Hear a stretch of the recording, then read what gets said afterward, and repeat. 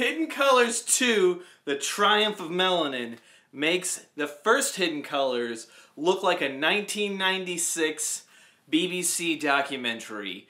Oh my god, is this colossal piece of shit riddled with even more nonsense.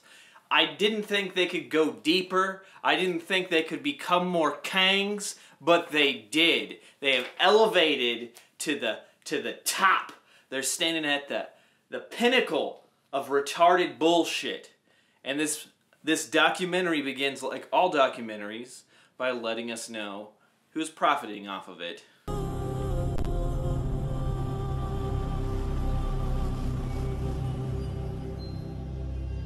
Wash your ass, ring any bells? Wash your ass, you got to wash your ass, you got to wash your ass. Scream a Wheat nigga got a TV show. Most of world history, 90% of world history is African history. Yep, that's right. 90% of world history is African history. How a person says that out loud to other people and thinks, yeah, this is correct, this is good, just boggles my mind. Alright, so I'm going to introduce you to the fine scholarly gentlemen that are going to be woking us today. We got KRS-One. Oh, a hip-hop artist I've never heard of is going to educate us on history. Why not use a professor of history? Might add more credibility to your crazy bullshit. Next up is Dr. Booker T. Coleman. He sounds like a fucking wrestler. Oh, and he's an educator. Cool, me too. Dr. Phil Valentine, metaphysicist, metaphysics, abstract theory, or talk with no basis in reality. So they're not even, you know, trying to hide it anymore. They're just, yeah, we're bullshit artists. The sperm of the male and the egg of the woman, they're both layered with melanin. So that when the sperm penetrates the egg, there is a melanin explosion. And that melanin helps to formulate the fetus within that egg. And that fetus is literally coated with a melanin substance. And that melanin substance then goes on to form the brain and the central nervous system. So every human being begins with a melanin explosion. Melanin is an intelligence. It's an intelligence because it is the dynamic, the primary dynamic in every part of the cell. It's a primary dynamic in the core of the human being as well as to the surface of the human being.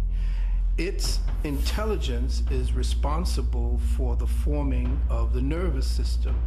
Every part of the nervous system has these little black dots all through it, which essentially carry information. When you look up how the nervous system and brain develop, there's no mention of melanin. I guess they could be talking about neuromelanin, which is not related to pheno and EU melanin, which give you your pigmentation. But you know, then again, I'm just a evil white cave devil, and they are Kangs. But human beings have the highest concentration of neuromelanin than any animal. People with Parkinson's have 50% less neuromelanin than people who are healthy. There's no link between neuromelanin and intelligence, so saying that it's an intelligence is fucking retarded. But they could be using their space technology to do advanced research on human beings, and why they're making this shitty documentary instead of curing cancer is beyond me. But melanin as an intelligence is a communications module that essentially broadcasts as well as receives information by way of light and sound frequency signature. The pineal glands of most of our white brothers and sisters are calcified, and so they make less melanin. The pineal gland doesn't produce melanin. That's not what it does. It makes a couple of chemicals, one of which is melatonin, which is not the same thing at all. It's for regulating sleep. So, what the fuck you're talking about, I don't know. It's just more bullshit. It kind of sounds the same. It's gotta be the same. It kind of sounds the same. These scientists said that the pineal gland, they refer to the pineal gland as a vestigial organ. That is a calcified gland within the body that serves no purpose. As if the creator would create something that you didn't need. Excuse me, creator? Yeah, that's what I want to hear when talking about science and medicine. Yeah, let's talk about some fucking magic. Excuse me. Oh, excuse me. Creator? Yeah, that's what I want to hear when talking about science and medicine. God. Yeah, that's appropriate. These things go together. They're struggling to survive and to be able to maintain themselves. All nations, European nations and America, white Americans, are at minus birth rate right now. Not zero birth rate, where they're keeping up with the natural death. They're at minus birth rate. And so that's why there's so much emphasis on artificial birth creation and other ways to have babies and make babies that are beyond the normal. Well, that's because people in the West are having children later in life than anywhere else in the world or any other time in history. A woman in her 30s only has a 20% chance of conceiving a child naturally. So I'm pretty sure if an 18-year-old American girl has unprotected sex for 3 months, she'll get pregnant. I'm just gonna go out on a limb here and throw that out there. You know, no science backed up with that shit, but it's just a hunch. And you'll also find that this adopting black babies, the Haiti thing, getting the children out of the Central African Republic and Chad, adopting Filipino babies, Latino babies by the white community on such a high level, it is to infuse their gene pool with the melanin. Oh my God. Adopting babies from a third world country to reinfuse the white population with the melanin. It's not melanin, it's the melanin, even though there's 3 types. You know, it's crazy bullshit like this that makes interdimensional vampire pedophiles seem like a reasonable thing to think. It overshadows that. Where I'm now like, okay, maybe it's true now, man. Maybe there's interdimensional pedophile vampires. People think Africa and Asia and Guatemala, Southern America, these places were all jungle. Jungle came after the invasions of European colonialism. Then the jungles came in because nobody was manning the land anymore. So they start harping on the jungle for a minute, and all I've got to say to that is, if a spaceship comes out of the jungle, nobody cares about the jungle. They care about the spaceship that came out of the fucking jungle, bro. You look at old Tarzan movies, old cartoons from back in the 1920s and 30s, they would always show the cannibalistic African person dancing around in the jungle with a big pot, putting in missionaries, cooking them and eating them. And that's a major myth about Africa because there's no evidence of any kind of cannibalism going on in Africa. There is no evidence of cannibalism in Africa. In fact, if you read a book called Man-Eater, there's more references to Europeans eating each other in the cold than there is Africans eating each other in the warmth. Why are you going to have a need to eat each other when the Creator and the Son has given you mango and peanuts and food to eat that comes to you plentifully? But there's evidence of ritualistic cannibalism in Liberia, so the answer is the Creator told them to do it. So maybe you should drop the God stuff, but then your bullshit wouldn't be as effective because divine right, etc., etc. Another myth about Africa is that it's extremely violent. Whenever we see anything about Africa, especially movies and the news, we always see the African warlord. We always see the African rebels riding on trucks, the African rebels with rocket launchers and machine guns. So what they do, the Western media, they'll take footage of a war-torn area. And the footage might even be old. They'll get old footage and show war-torn areas of Africa. They did that with the Coney 2012 propaganda not too long ago. And they'll try to pretend that this is what all of Africa is like.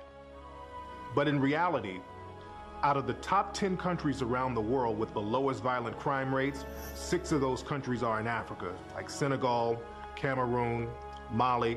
A lot of people don't know that. Yep, Boko Haram is just a myth made up by the global white supremacist conspiracy. you know, to discredit the 100% stable and safe golden continent of Africa, because that's how people stay in power. They keep Westerners from vacationing in Africa. That's how you do it. So why doesn't Tariq and company live in Africa? You know, instead of a coastal city like New York or LA. Why is that? Why don't they live in this glorious promised land, this amazing utopian society of Africa? Why don't they live there? Just tell me. Give me an answer. I think it's because it's a shithole. In an attempt for Western powers and European historians to distance Africa from Egypt, because they try to pretend that Egypt and the rest of Africa is totally different. So what they did, they created something called the Sub-Saharan African, meaning that the Africans below the Sahara Desert were somehow disconnected from the Africans in the north. Africans have always interacted with each other all over Africa. Africans have always moved around Africa. Even the Sahara Desert, it was not always a desert, number one. Number two, the Nile River goes from North Africa right into Southern Africa. So if they wanted to go back and forth from North Africa to Southern Africa, they can just take the Nile River. The documentary then goes into some pretty heavy, we was Kang's territory, bro. A lot of the Egyptians that are there in Egypt now, they're invaders. They came later on down the line. They're not the ancient Egyptians. They're not connected to the ancient Egyptians, and they know that. The ancient Egyptians were their own racial group. They're closely related to Eastern Mediterraneans. Just because you cross the Red Sea doesn't mean you're automatically going to look a certain way. Africa is a massive continent full of many different kind of ethnic groups and cultures. You know, the previous section was about how everyone has misconceptions about Africa, but then they make their own monolithic claims about it. These people have no self-awareness, and they immediately contradict themselves constantly. Why was Muammar Gaddafi killed? Muammar Gaddafi was murdered because he, along with the other African heads of state, were about to bring into existence Africa's first central bank. They were erecting a central bank in Africa, which was going to do what? Back its money to the resources under the ground in Africa. Now, what would that have done to the global economic order? Remember, the United States dollar isn't backed on any natural resource. The British pound isn't backed on any natural resource. The Canadian dollar, the European Union, their currency isn't backed on any natural resource because Europe doesn't have a lot of natural resources.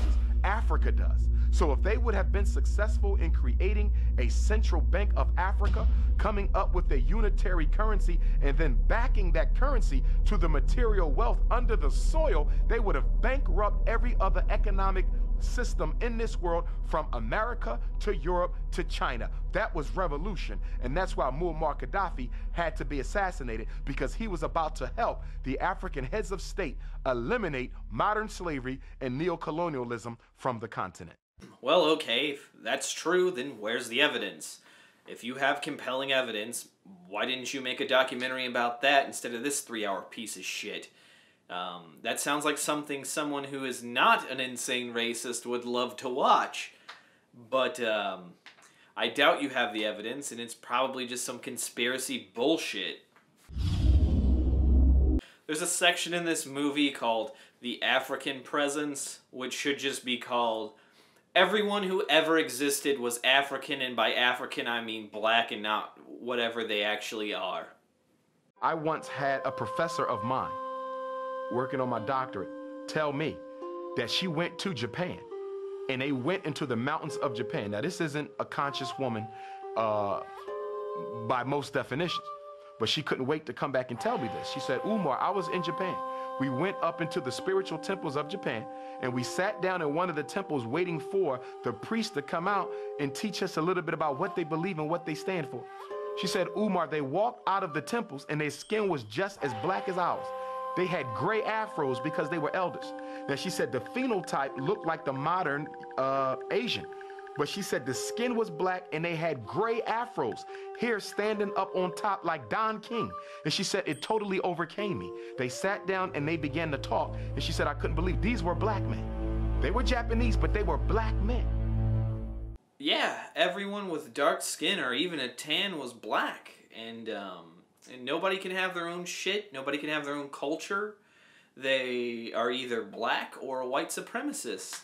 This is so fucking stupid that a child could explain to you why it's retarded. When I went over to Indonesia, I went there at night and I would see billboards of very light-skinned Asian Indonesian people. And then when I went to my hotel, I would go and watch these movies and I would see these very, again, light-skinned, pale-skinned Indonesian Asian people. But the next day when I went out into the streets of Indonesia, everybody was either my color or darker. I didn't see one person who looked like these people that were on the billboards and on television. So they would pick and choose and get the whitest looking Asian people to promote in the media over there. Light skin is a symbol of affluence and wealth because you can't get a tan if you're inside all day. Holy shit, what a concept. Because rich people don't have to work in fields. European nobles have been depicted as pale because, again, people in the fields typically had tans. In ancient Chinese culture, the nobility or the wealthy aristocracy would be depicted with, you know, long nails and pale skin. You know, this has more to do with class than it does with race. All right, that's going to do it for today. This thing is 3 hours long and I cannot get through it in one sitting, so I'm going to have to break it up into 3 parts. But if you like this video, please hit like, subscribe to this channel, share it with your friends, leave a comment below, follow me on Twitter, News Report, ATX, I have a Minds. I'll link all this shit in the description. Have a good day, bye.